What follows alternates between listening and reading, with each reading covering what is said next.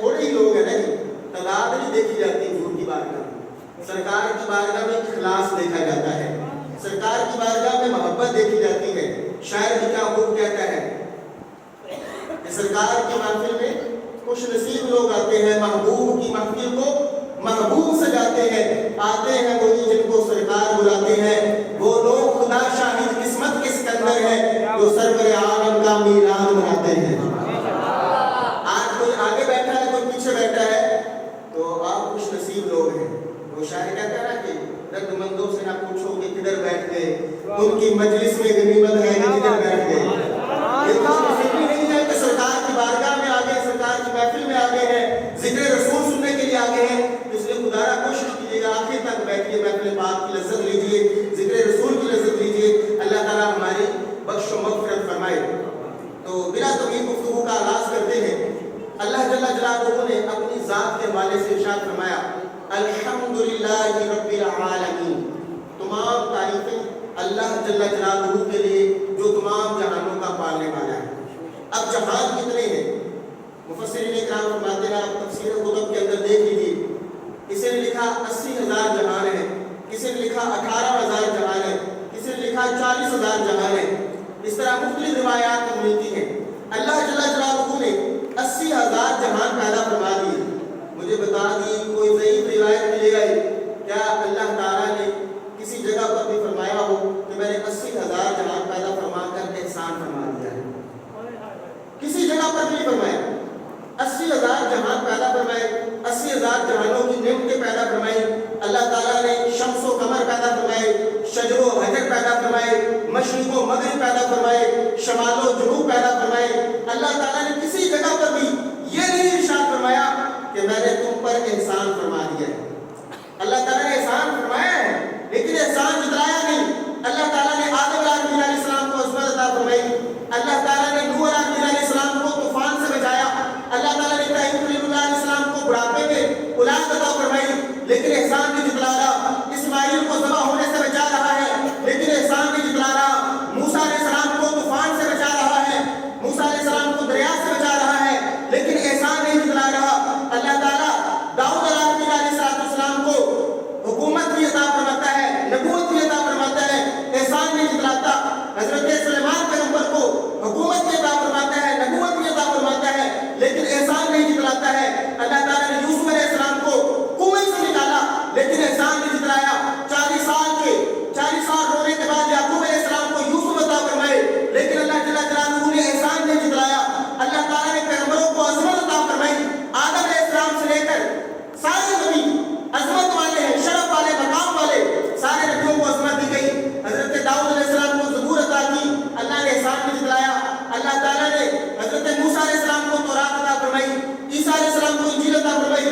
کسی بھی جگہ پر اللہ جل جلالہ نے احسان نہیں جتلایا، یہاں تک کہ ہم گناہگار عاجز بندوں کو اللہ تعالیٰ نے نعمتیں عطا فرمائی، اللہ تعالیٰ نے آنکھیں عطا فرمائی، ہاتھ عطا فرمائے، پاؤں عطا فرمائے، لیکن اللہ جل جلالہ احسان نہیں جتلاتا۔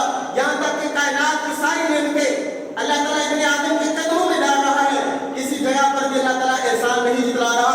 ہاں، احسان کب جتلایا؟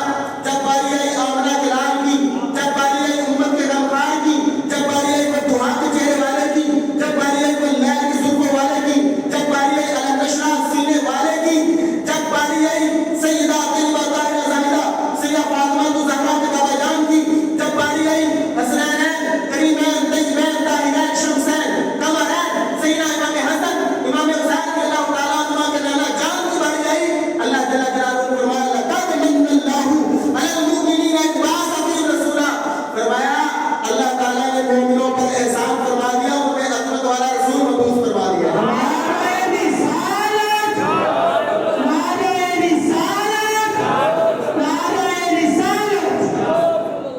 یہاں پر آ کر اللہ جل جلالہ احسان جتلا رہا ہے، فرمایا لقد من اللہ علی المؤمنین اذ بعث فیہم رسولا، فرمایا اللہ نے مومنوں پر احسان فرمایا، ان میں عظمت والا رسول مبعوث فرما دیا۔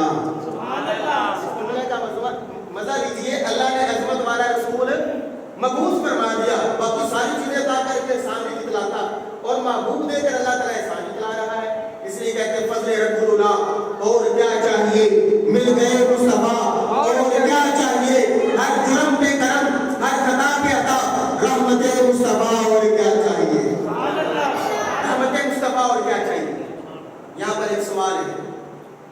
کیا احسان جتلانا اچھی چیز ہے؟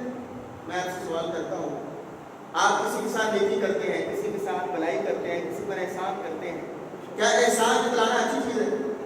اب اگر شریعت کا سہارا لیا جائے، ضابطۂ اخلاق سکھانے والے خدا کا قرآن پڑھا جائے، مصطفیٰ جان رحمت کی حدیث پڑھی جائے، تو اس میں تو واضح یہ ہے، قرآن کہتا ہے یا ایھا الذین آمنوا لا تبطلوا صدقاتکم بالمن والأذى، اے ایمان والو اپنے صدقات کو باطل مت کرو احسان جتلانے کے ذریعے اور اذیت پہنچانے کے ذریعے۔ احسان جتلانے کے بعد بھول جاؤ، اسی سے کنسیپٹ بنا ہے نیکی کا دریا میں ڈال، تو نے نیکی کی اس کو بھول جا۔ آج بدبختی کا عالم یہ ہے کہ لوگ ماں باپ کے ساتھ احسان کرنے کے بعد احسان جتا رہے ہوتے ہیں۔ ارے تو ماں باپ کا حق کیسے ادا کر سکتا ہے جنہوں نے تجھے بچپن میں پالا، تجھے جوان کیا، تیری جوانی ماں باپ تم رونے منت ہے، ان کا احسان عظیم ہے، تو جوان ہوا تیرے ماں باپ کی وجہ سے، اور اب جوان ہونے کے بعد اگر تو ماں باپ کو بڑھاپے کے عالم میں دعائیں دے دیتا ہے اور ان کی صحت کا خیال رکھتا ہے، ان کی خواہشات کو پورا کرنے کی کوشش کرتا ہے، تو کیا تو احسان جتلانے لگ پڑے گا؟ تو بعض وقت ماں باپ کا احسان جتلاتے ہوئے نظر آتے ہیں۔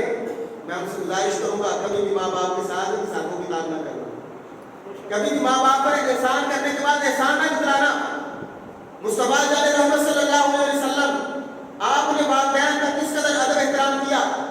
آج الحاد بڑھتا جا رہا ہے، آج بہت نئے نئے فتنے پیدا ہوتے جا رہے ہیں، آج اس طرح کے لوگ بھی اپنے بند کمرے کے اندر بیٹھ کر یہ کہتے ہوئے نظر آتے ہیں امی کے شے کوئی نہیں، بابا کے شے کوئی نہیں، بزرگ کو شے کوئی نہیں، یعنی بڑیوں کا بھی بے ادب، پھر ماں باپ کا بھی بے ادب بناتے جا رہے ہیں۔ اس طرح کے فتنوں کے ساتھ ہمارا کوئی تعلق نہیں ہے، ہم ان فتنوں کی مذمت کرتے ہیں اور ان فتنوں کو پاؤں کی جوتی پر رکھتے ہیں جو اس طرح معاشرے کو بے ادب اور گستاخ بناتے جا رہے ہیں۔ سن ماں باپ کا مقام کیا ہے؟ قرآن کہتا ہے وبالوالدین احسانا، فرمایا اپنے والدین کے ساتھ احسان کیا کر۔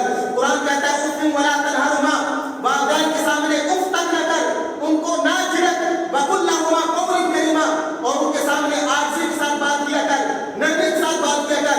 مصطفیٰ جان رحمت صلی اللہ علیہ وسلم کس قدر اپنے والدین کے ساتھ احسان فرماتے ہیں، اور بالخصوص سیدہ اماں حلیمہ سعدیہ رضی اللہ تعالیٰ عنہا جب حضور علیہ السلام کی خدمت عالیہ میں حاضر ہوتی ہیں، حضور نبی رحمت صلی اللہ علیہ وسلم اماں حلیمہ کے آنے پر کھڑے ہو جاتے ہیں، استقبال فرماتے ہیں، کھڑے ہو کر استقبال کر رہے ہیں، پھر اپنی چادر بچھا دیتے ہیں، مزمل والی چادر بچھا دی۔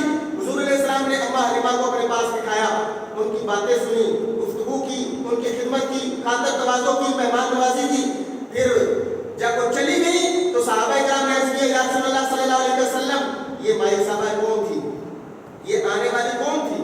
اتنا پروٹوکول، اتنی عزت، اتنا شرف، اتنا مقام آپ نے عطا فرمایا، اپنی منزلت پر بٹھا دیا۔ تو حضور علیہ السلام نے فرمایا یہ دائی حلیمہ سعدیہ تھی جنہوں نے بچپن میں مجھے دودھ پلایا تھا، بچپن میں مجھ پر احسان کرنے والی تھی، تو میں نے بھی ان کے ساتھ احسان کیا۔ اور ایک روایت کے اندر موجود ہے حضور نبی رحمت صلی اللہ علیہ وسلم نے فرمایا، سیدہ خدیجہ کبریٰ رضی اللہ تعالیٰ عنہا سے فرمایا اے خدیجہ یہ میری اماں حلیمہ سعدیہ آئی ہیں، اب یہ جا رہی ہیں، ان کو الوداع کرتے ہوئے ان کی بارگاہ میں کوئی تحفہ تو پیش کر دو۔ سنو، ماں باپ پر احسان کرنے کے بعد احسان جتلانے والوں، تو ماں کی جو ایک تکلیف ہے اس تکلیف کا بھی بدلہ نہیں چکا سکتا، لیکن دیکھ میرے مصطفیٰ جان رحمت صلی اللہ علیہ وسلم آپ کس قدر احسان فرما رہے ہیں۔ سیدہ خدیجہ کو فرمایا اے خدیجہ میری والدہ جا رہی ہیں، ان پر کوئی نیکی کر، ان کو کوئی تحفہ پیش کر۔ سیدہ خدیجہ کبریٰ کوئی عام عورت نہیں ہے، مکہ کی رئیسہ ہے، مالدار خاتون ہے۔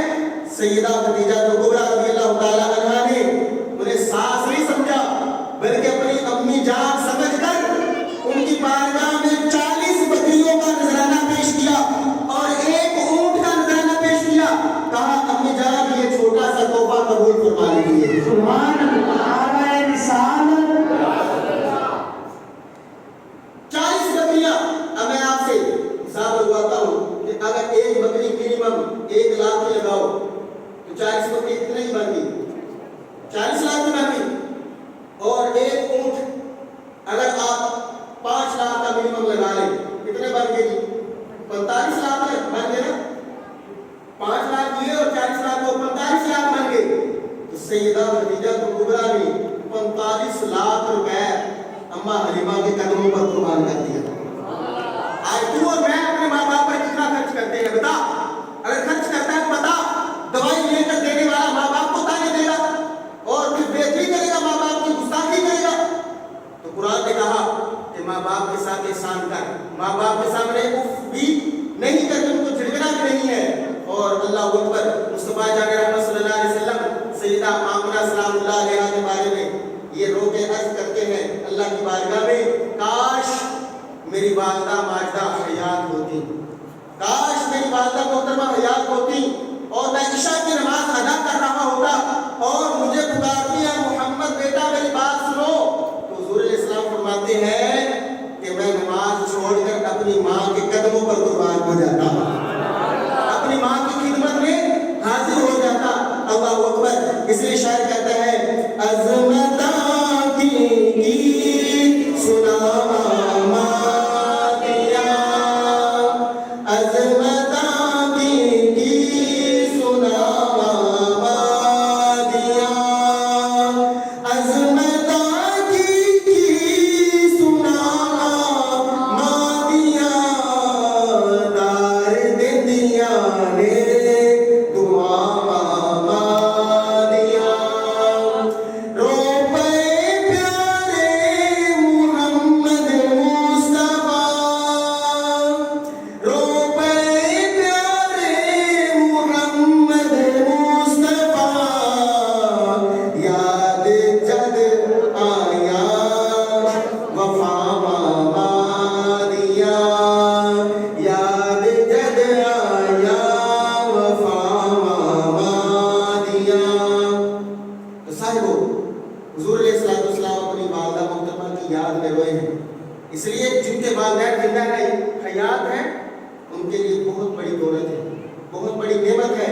तेरे पीर तेरे घर में बैठे हैं, तेरे मुर्शिद तेरे लिए दुआ करने वाले तेरे घर में बैठे हैं। तू माँ बाप को नाराज करके बाहर जाके मुर्शिद को नजराना पेश करे, तेरा वो नजराना कबूल नहीं है, वो हदिया कबूल नहीं। वही हदिया अपने माँ बाप की बारगाह में पेश कर, वो तुझे दुआ दे देंगे, तेरे बेड़े पार हो जाएंगे। अब सुन हजरत बायजीद बुस्तामी का वाकया, सभी ने सुना हुआ है। पहले बायजीद बुस्तामी कहते हैं एक रात सख्त सर्दियों की रात थी, मेरी वालिदा मोहतरमा ने मुझे हुक्म फरमाया, ऐ बायजीद बुस्तामी जाओ मेरे लिए पानी लेकर आओ। कहते घर में तलाश किया, पानी ना मिला। फिर मैं बाहर चला गया तलाश करने के लिए, किसी तालाब से किसी कुएं से पानी तलाश करके लाता हूँ। जब मैं पानी वापस लेकर आया, वालिदा मोहतरमा आराम फरमा रही थी। कहते हैं मैं प्याला पकड़कर पानी वाला उसी मकाम पर खड़ा हो गया, माँ के सहारे खड़ा हो गया। अब सारी रात गुजर गई। कहते इतनी ठंड थी, उस प्याले से पानी बहा और मेरे हाथ पर आया, मेरी उंगली को पानी लगा, उंगली पर वो पानी बर्फ बना और बर्फ प्याले के साथ चिपक गई, जम गई। कहते हैं सुबह के वक्त जब वालिदा तहज्जुद पढ़ने के लिए उठी, जब उठी तो वालिदा ने फरमाया बेटा क्यों खड़े हो? अर्ज़ की अम्मी जान आपने रात को पानी मांगा था, इसलिए आपकी बारगाह में मैं रात तक खड़ा हूँ, आपके आराम में खलल डालना मुनासिब नहीं समझा। आज जो बदतमीजी करते हैं, ऊंची बोलते हैं, बदअखलाकी का मुजाहरा करते हैं, गाली गलौज करते हुए माँ बाप को नजर आते हैं। सुने बायजीद कहते हैं अम्मी जान मैंने आपके आराम में खलल डालना मुनासिब ना समझा, मैं ये चाहता था कि वालिदा मोहतरमा खुद उठे तो पानी ले ले। तो अम्मा जी ने इस तरह कहा कि बेटा मुझे पानी दे दो। आप अम्मा जी ने इस तरह प्याले को पकड़ा और जैसे ही पकड़ा तो वो चूंकि बर्फ बन के हाथ से प्याला चिपक चुका था तो उससे जिल्द उखड़ गई, मांस उखड़ गया और उससे खून निकलना शुरू हो गया। और जैसे ही माँ ने देखा कि बायजीद की उंगली से खून निकलना शुरू हुआ, माँ ने पूछा ये क्या था? अर्ज़ की अम्मी जान वो चिपक चुका था, पानी बर्फ बन चुका था, इस वजह से खून निकलना शुरू हो गया मांस उखड़ने की वजह से। तो अम्मा जान इतनी खुश हुई, ताबेदारी पर फरमाबरदारी पर खुश हुई। अम्मा जान ने उसी वक्त दुआ दी जब बायजीद बुस्तामी